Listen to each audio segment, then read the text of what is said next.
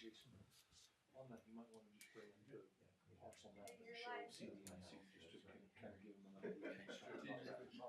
Yeah, just a thought. Okay. All right. It is November 22nd.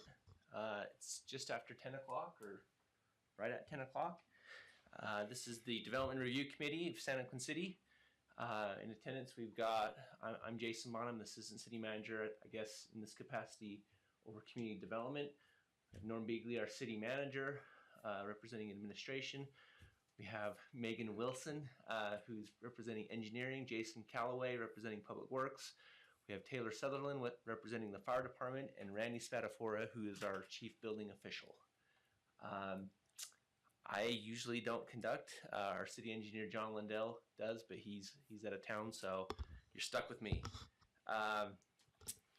So on today's agenda, we've got just one thing. This is the Murdoch Ford dealership site plan. I should say, I guess we have another item, but that's just meeting minutes approval from our last meeting. So with that said, we'll get started on this first agenda item, the Murdoch Ford dealership site plan. Let me pull up the red lines that we have there. And maybe just to start off for context,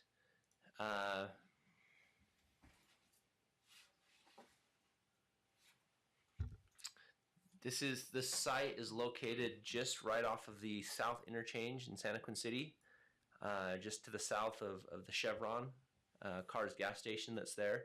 Google even already shows Murdoch Ford as being there. We'd invite you to come up to the table and be a part of the conversation if you'd like. Yeah, we have Blake, as you see fit. We have Blake and Dave Murdoch representing the owners. And then he represents us all the way. If you would state your name for the record too, that'd be good.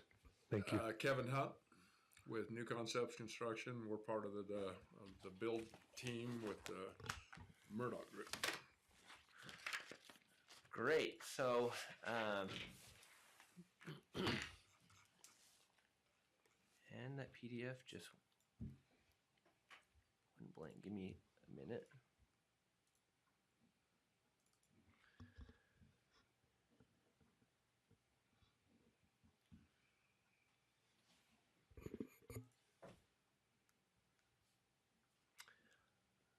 All right, so maybe to start off, we'll talk about some of the red lines here. We'll probably have Megan really help us with some of the engineering red lines, and then we can look at other red lines. But I guess first to start off, we'll just go around the room and see if any of the DRC members had other comments or things that they brought up in their review of it. So Randy, you want to start? Building has nothing at this point other than we're looking forward to getting plans to review. So. Yep, great. Taylor? Yeah, I've just got a few things mostly regarding the fire lines going into the property. The main fire line that is showing being connected to the two fire hydrants that I believe are on the east side. Jason, if you go to the utility sheets, that would probably show that better.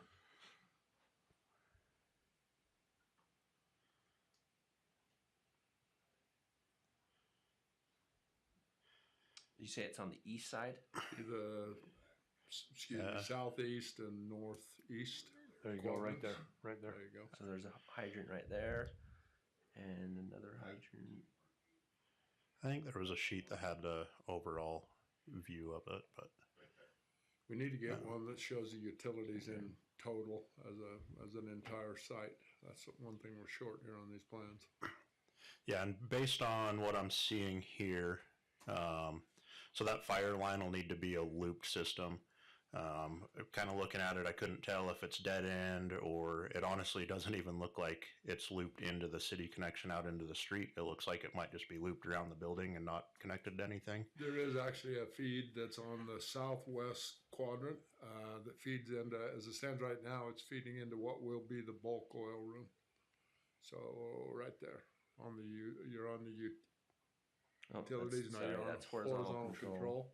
So if you go to the utility plan, There's not an overall utility plan, so there is not one, but it needs we need to redline that in as a part We'll of put that on task. there. I've got it already on the red lines. I'm keeping track of that. Yeah, so we just need to make sure that fire line's looped. And then there needs to be a dedicated line for the fire suppression system. I was looking at it, and it looks like you do indicate that line, and it's coming off of, what is that, Farm Road or Southbridge Farms Road, yeah. yeah. And it does show that there's a fire hydrant connected to that line. For those fire suppression system lines, that's got to be a dedicated line just for that system. So that hydrant wouldn't be able to be connected to it. However, I went down and drove through the area. It doesn't indicate it on the plan, but that might be a pre-existing hydrant. There's about 6 hydrants that run along that road there. So that might not even be a hydrant that you necessarily so that's the have to. hydrant that's in the parkway out on Old Farm Road or whatever. Yeah. Yep.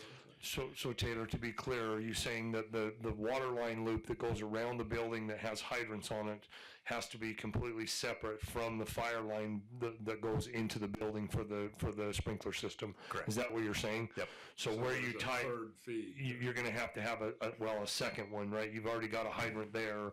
You're going to have 2 separate feeds coming from the city water line in the road. They could be probably in close proximity to each other, I would imagine. Yeah. In other words, the same trench cut. 2 but- for the fire, 1 for the One for the hydrant, one Yeah. for the fire loop. The culinary meter could be hooked to the one that's going to the fire hydrants. Well, and also remember that it's our understanding, we want to field verify this, it's our understanding there's already an 8-inch feed line coming in there that could serve as one of those that we're talking about, right, for either the fire line or the loop line. Okay. And that kind of thing. So I think we're actually pretty good with what we've got. There may only be one cut into the road, I guess is what I'm saying. We just need to make sure that we're meeting fire's requirements on that and doing it accurately. And so other than that, depending on where your fire riser room is going to be and where you intend on putting the FDC at, if it's going to be where it looks like that fire line for the suppression system is going into the building, we would need a hydrant closer in, probably in the parking lot. There's just got to be a hydrant within 100 feet of that fire department connection. And you can move that, it doesn't have to be right at the riser room. It can be anywhere off the building, so that can be adjusted to. It's shown that the one that is shown, we now know we need 2, but they're stubbed into the bulk oil room, which is right there on the very southwest corner of the building. Okay. It is my opinion, and we have to have dialogue with the owners, that there needs to be a separate riser room apart and away from the bulk oil. Yep. That gives you access from the outside without having to go through all the clutter of what will be the bulk oil. Correct. Okay, so I think a separate room there right in the corner is prudent with an outside door. Yep. Okay. And Okay, Taylor, do you have anything else? I think that's all I had. Okay, Jason Calloway. I noticed that we're going to have to cut the road down there and widen the road, the curb. For There's the some turn more- lane? Yeah, for the turn lane. When we do that intersection's in pretty rough shape.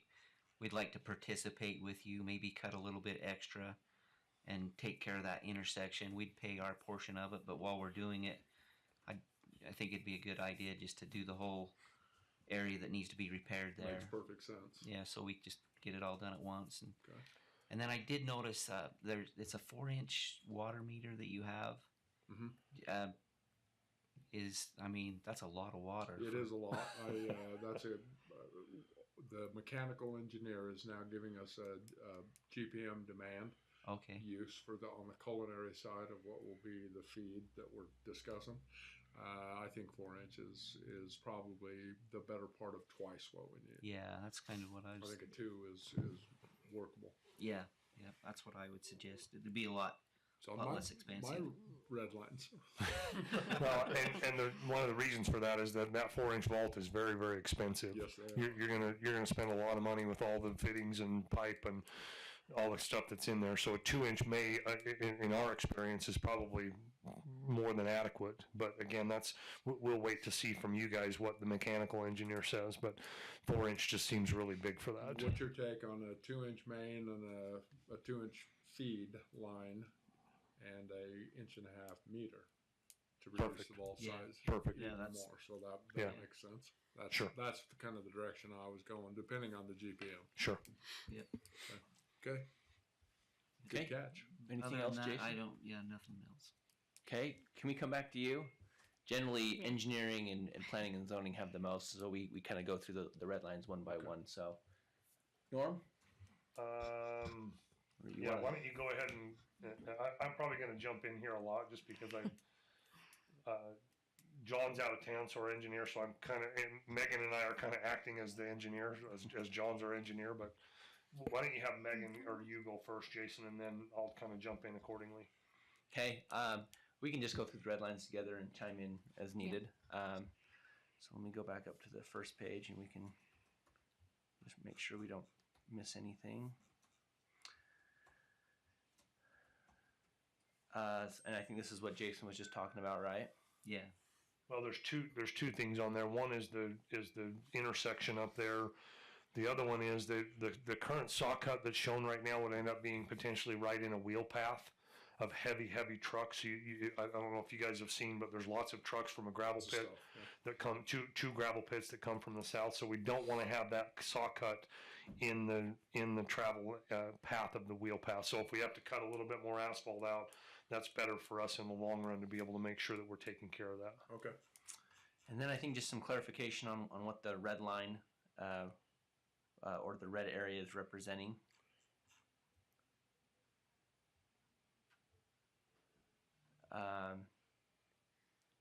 And then the area of disturbance does not seem to match the remaining plans.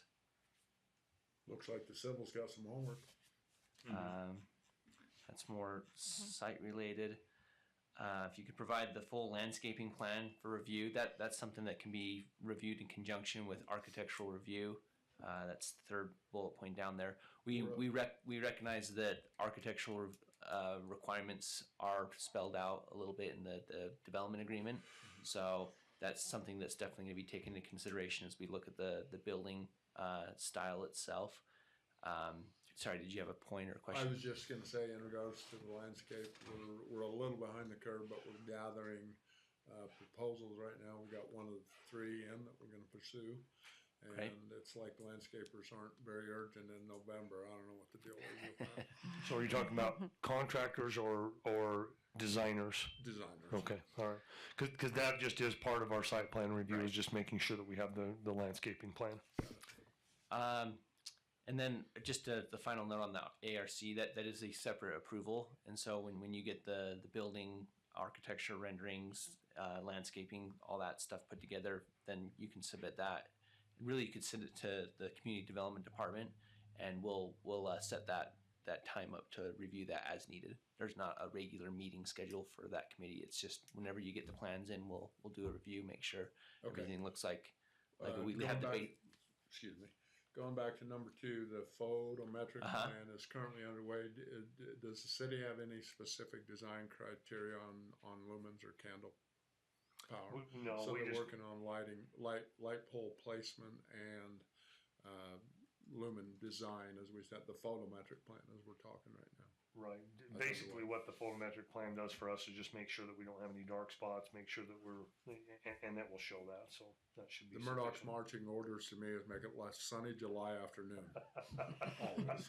In December 31st, right? And then the final generic note is just helping us understand what of all that parking is going to be used for your product, for vehicle sales, and what parking is going to be used for your customers. I think delineating that will kind of help us kind of understand how the site will function. You have this area over here that's labeled as undisturbed. I guess our question is what's proposed in the future for that remaining undeveloped property. One thing that an example to show you is generally we require that the whole site be landscaped or improved to some point. One thing that we did with the Central Valley Medical Center here in the center of town, they had kind of a undisturbed area of their lot. They ended up putting kind of decorative rock in there. You can see that it's not just leftover dirt and weeds and that sort of thing. It looks like there might be a few popping up through the rocks, but there was a level of improvement that was done to that. That's something that maybe you could do as well, so that we don't have issues with weeds and erosion and things like that. Okay, I know but it is my understanding that lot is earmarked for an expansion onto the Ford store, so if everybody here will go buy a truck, we can expedite that process. So the biggest thing with that is just understanding that our site plan process looks at the entire site. It has to be defined for our site plan process. We don't have another swing at bat on that particular part of that property with another site plan unless a change in use occurs. Again, that can happen, and we did the same thing with Central Valley, but it can't just be left weeds, and you guys probably don't want it to be weeds and all that kind of stuff. So some minimal, I mean, we're not saying you got to plant grass and you got to water it and you got to mow it, but some minimal improvements there just to help it so that it will look good and then it's part of that site plan. We can't treat it as though it's a separate lot. It's part of this lot, and we have to treat it as such at this point in time. So recognizing that, again, that was the exact reason why Central Valley did it the way they did it, because they wanted to have the expansion possibility in the future, and therefore they would need more parking. And if you're going to expand, you probably would need more parking in the future. So we understand and we get that, but recognize that this is really the only time that we have, unless there's a change in use, unless there's, lot line adjustments or an expansion to the building, or even an expansion to future property to the south or something like that, which we know has all been discussed, then we really don't have another chance to look at it other than right now. Okay. In the short run, did they sterilize that soil before I they think put there's the gravel fabric on? underneath it. I think they put fabric down. Mm-hmm. So again, we would look at a proposal from you. We're not saying that's what you have to do, but there has to be some level of improvement as part of the landscaping to be able to make it so that there's not an unfinished portion of that lot. Okay, and that's on the red lines as well, right? It is. Yep. Well, we've got the note right there that this just note says right what's here. it for, what's the plan, all that kind of stuff. We're So- just expounding on maybe some options for you to address that red line. right. This is not clearly labeled. It looks like the dumpster enclosure. The dumpster enclosure. Dumpster / storage. I think to some extent it'll wind up being a storage, an out of sight storage area for the takeoffs on the. Yeah, again, it just needs to be labeled and kind of what you're going to do there with it, what the plan is, the fenced in. I know we talked about on a previous plan, there was going to be an area that was going to be fenced in, what kind of materials were there, that kind of stuff. So it just needs to be better defined on the plan. Okay. And then there's just a couple parking stalls that you have right up against the building. Our code doesn't allow for parking right up against the building. Okay. So something, a minor thing to address there. And then I will turn the time over to Megan. I'll just go through these red lines, jump in, Megan. So, I will jump in here. So we've got so down in Summit Ridge in the residential area on the east side of the road, there's an asphalt trail, and as it winds around and comes over the bridge over the railroad tracks, that would then be on the south side. We would like to see that asphalt trail perpetuated. So you're showing that there, but The call out still calls it as a sidewalk. right. So asphalt is compared to sidewalk. You prefer Yep, just the asphalt. consistent with We that do, trail yes. that's running on that side of the road. And if you could provide that trail segment detail, that would be great. We have some trail segments in our ST sheets if you just want to plagiarize that a little bit and just say, hey, it's going to be, it looks like it's pretty close to a 20 or 25 foot segment. And so if you just delineate that, talk about the sine waves and where things are going to go and that kind of stuff, that would be helpful for us to have that detail. And this trail shown on here is kind of meandering. That makes it so parts of the trail are on your private property. So if you could provide some sort of a public access easement, that way it's more of a formal permission to have that trail come onto your property. So we would anticipate that would be a separate document, just delineating those areas where the public can still walk and that kind of stuff. Where you can see the dashed line there is the property line, or appears to be the property line, but you can see parts of the trailer behind that. So we just need to, it would really be already in your PUE, in your public utility easement, but we are not a public utility in the form of what the state calls for PUEs. So not unlike a cross-drive access. It would be Something similar, very cross similar, very pedestrian simple, access. nothing, just basically saying something that we can record, that the county that just says you have a public access easement right here for pedestrians, bicycles. We definitely don't want traffic there or vehicles, but yeah, just something to be able to make it so that the public has the right to use that where it's on your private property. Got it. And then We're not going for a full-on dedication of that. We could, but that seems a little too much. at this point in time. We just need an easement that would be perpetual, that the public could use that. Okay. And then, and I will say, it's shown on here kind of as meandering. We've had issues with contractors that don't understand how to do that. Paving contractors. They end up doing very They wavy. work really good in between curb and gutter on both sides, but trying to meander that, we will offer some help and help to go out and mark that and that kind of stuff. Just know that. Even taking this out and showing them, but that might be something you want to keep an eye on, because some of the projects we've had done, they do this rather than, a meander. So since this is in front of your business, something to keep an eye on so it looks nice for both you and for the city. And then if Taylor or Chief Lynn want to jump in here, we looked at the space in between parking stalls. I think the 24 foot is going to be fine between parked cars on either side. But when you get up closer to the building, it looks like fire code is going to require 26 feet. And I think you have the ability to make your stalls a little bit shallower. There's another note coming up on that. We can go to 18, yes? You can go to 18 if there's either landscaping or a minimum of a 6 foot sidewalk. You can go to 18. Only against the ones in the building. The ones everywhere else in the middle where they butt up still have to be 20. But against landscaping or against a sidewalk that's large enough, you can have 18s. And I think the purpose of that is obviously fire apparatus are going to need to get closer to the building if they're fighting a fire. They don't need to fight a fire necessarily out here. I mean, I guess they could, but a lot of that's for proximity to the building. So something to look at there. Yeah, that'd be along, I think on the back side you've got 30 feet, so we're fine there. It'd just be on that north side, and then that side where the fire hydrants are, that just needs to be pushed out to 26 feet on those.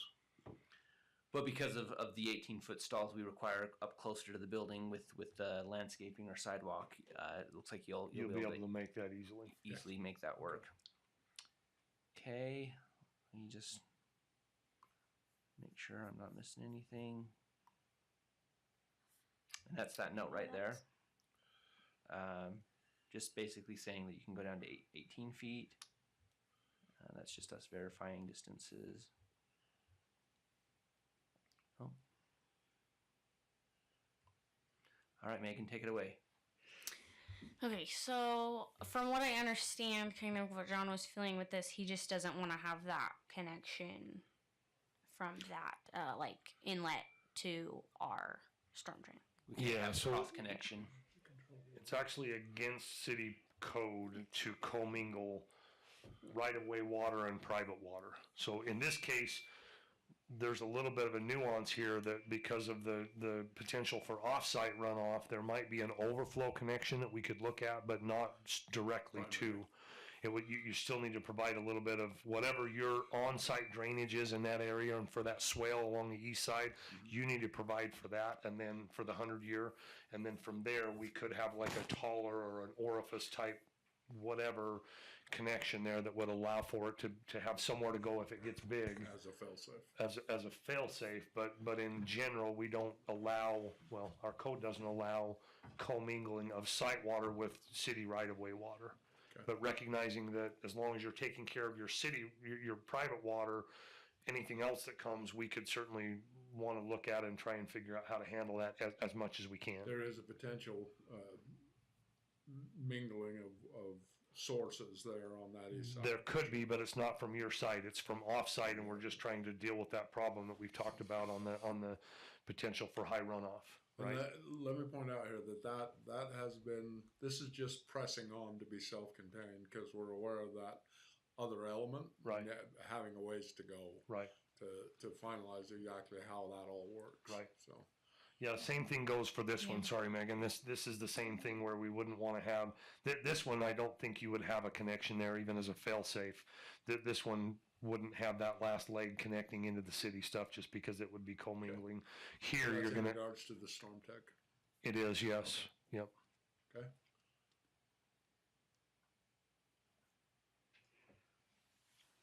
And I think for us to understand the 100-year event, we still need that full storm drain report, including calculations, observed percolation rates, etc.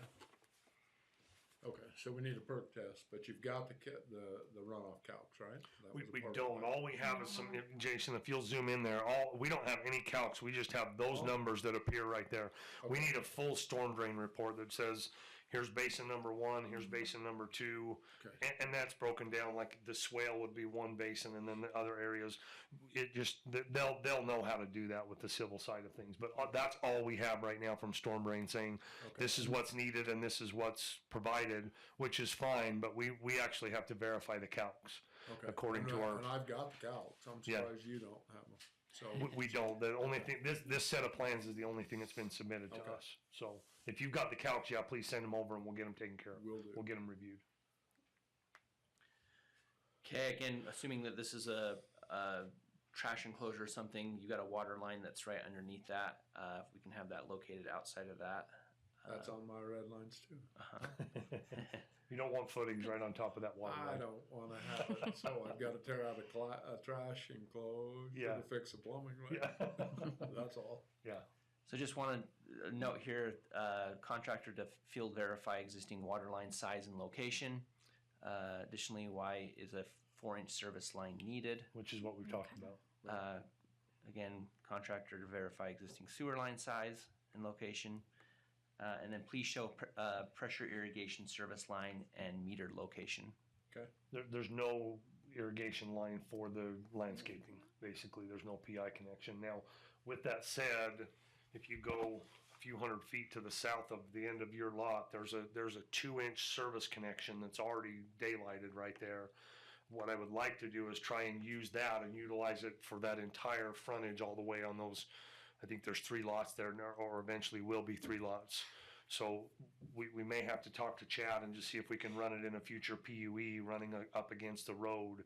But that saves a cut in the road. We want to, every time we cut a road, it cuts our life in half. It just, if you had a 10-year road, you now have a 5-year road. If you had a 20-year road, you now have a 10-year road. So we want to, that will actually save you guys money as far as not having to cut into the road, but we may have a few hundred feet of pipe that we need to run down there for the PI connection. Okay. It's just a reminder of in the detail page to show that trail segment. Like Norm says, you can use what we have in our trail segment. Copy your homework. Exactly. Yeah. Okay.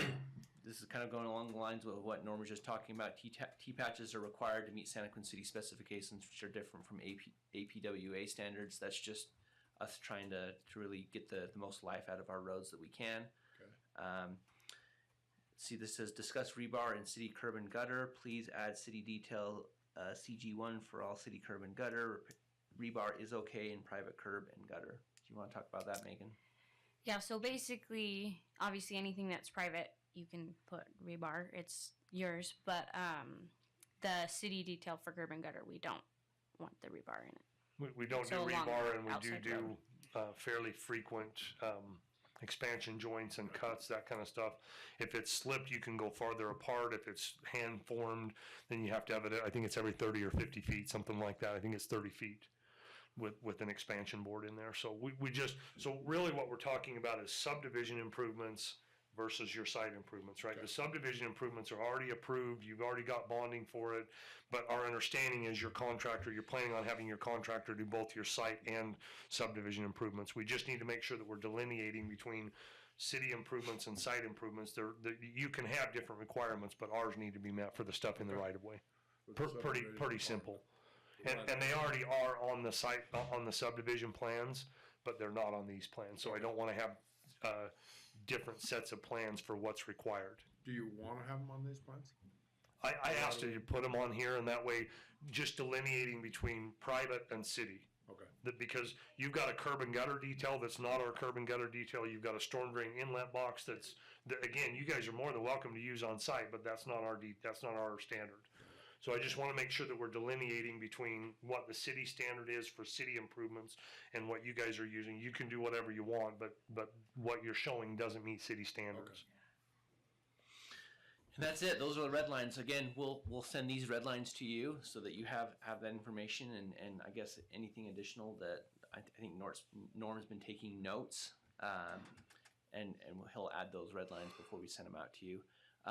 Before more discussion or anything, I just want to reiterate that you don't need to wait until resubmitting red lines to get us architectural renderings. You could give us architectural renderings tomorrow, and if they're good to go, then we'll get an ARC meeting as soon as we can.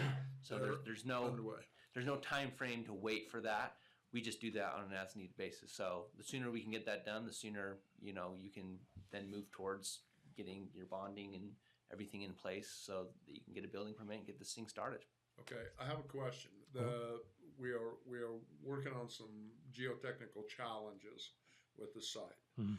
As a part of that, we are doing geopiers or aggregate piers, as well as water injection. Hydrocollapse, yeah. Hydrocollapse, exactly. Would it require, are we allowed to press on with hydrocollapse part of it? Conditions allowing, would that be a state soils disturbance permit, or is that a? So I would believe that would be part of the building permit, because you're only talking about doing that under the building, right? You're not doing the entire site like that, just Exactly. under the building. Exactly. So I believe that would be something that would be in preparation for the building permit. So Jason, yeah, so you got the site plan, you've got the ARC, which is part of the building, and then the building permit. So I would encourage you actually to get stuff submitted to where we can get you started on that, even if we don't have the full-on building permit or your plans aren't ready or whatever. Get us something to be able to start on so that we can have that be maybe what I would call is a preliminary building permit review before the building permit. Right. That's really what I would say, that because we want to get you guys going. We don't want to be a holdup, but it just is one of those things where we need to make sure that we've got all the information and we can press it forward. Okay. That site prep is kind of a part. It's not Sure. It's part and parcel with the project. Sure. But it's kind of a part and away from the formal building permit box Sure. that we normally live in. Sure. So you're really again talking about the building prep, right? The preparation for the Prepping the foundations and all the geopiers and stuff. I would just say get us as much of a package as you can submitted on that, and we'll take it to that won't have to go to fire or public works or police or anything like that. That's really just planning and zoning and and engineering to be able to get you going on that. We could even just do it as far as a footing foundation permit or something. Okay. Yeah. So that's Okay. part Yeah, of that. absolutely. Get That us makes it sense. submitted, get us your geotech report and your plan and all that kind of stuff, and let's get it going. You bet. Okay. You bet. Great. We could actually, with that thought in mind, the footing and foundation permit, you could actually go to getting the aggregate piers in place. Sure. Right. Once Sure. you got that done. Okay. Yeah, and with that, no, you're going to have to give him all your calcs and everything that needs to happen there, as far as everything from rebar to the hydrocollapse to the compaction to whatever your geotech is saying. We're going to need to see all that stuff as part of that package, Kevin. So Okay. yeah, that's fantastic. That's good That'd get a good discussion. start. We can get that going Okay. just about any time at this point in time, because we're gonna, we've got a site plan now. We can start moving forward with those other things. Good. So I think we're good. Okay, does the applicant have any other comments or questions? This is about to get good. We Yeah, agree. that one. We agree. We're ready. Let's go. Does the DRC members have any other comments, questions? Okay, I will entertain a motion. So Jason, I would make a motion that we conditionally approve the site plan such that all engineering and I think fire and public works red lines are addressed, knowing that only has to come back to planning and zoning and the engineering side of things, other than the things that we've talked about with the building and the footing and foundation permit and that kind of stuff. So I make a motion that we conditionally approve that. Could you add to that ARC needs to Yes, with the condition also that ARC, you get stuff submitted and we hold it in ARC to get the building going. Okay. Okay, we have a motion. Do I have a second? Second. Okay, we have a motion by Norm Beagley and a second by Randy Spadafora. Any comments or questions on the motion? Okay, all in favor say aye. Aye. Any opposed? Okay, that motion passes unanimously. Hey, Jason, can I just make one note on that? Recognize that that's a conditional approval. There's still some things that need to be done. A lot of times when folks leave here and they have a conditional approval, the only word they hear is approval. So just recognize we're going to work with you as we already have as we go through this, but recognize there's still some steps that we need, some red lines that need to be addressed, and we're going to do that just as quickly and as fast as you guys can get us stuff to be able to help get it fully approved. I caught that word. Okay, good. Yeah. Literally, we had somebody in our office yesterday that was like, well, we're approved. Well, you are conditionally. You forgot the conditionally part of it. So, and anyway, so just know that, again, we're going to work with you and we want this to move forward as quickly as possible, but it really now is upon you to address the red lines and get stuff turned in so that we can continue to move it through the process. So this is good. Okay. Thanks for emphasizing that. Thank you for being here. With Thank that you. conditional approval, we'll move on to the next agenda item. Thank you for your time. Thank you. We'll be in touch and we'll email the red lines to you. Okay. Okay. Appreciate it. Thank you. You bet. Okay, the next agenda item is approval of meeting minutes from October 25th, 2022. Any questions or comments on those minutes? Okay, I will entertain a motion. Make the motion to approve the October 25th minutes. Okay, we have a motion by Taylor Sutherland. Do I have a second? Second. And we have a second by Randy Spadafora. Okay, any comments or questions on the motion? Okay, all in favor say aye.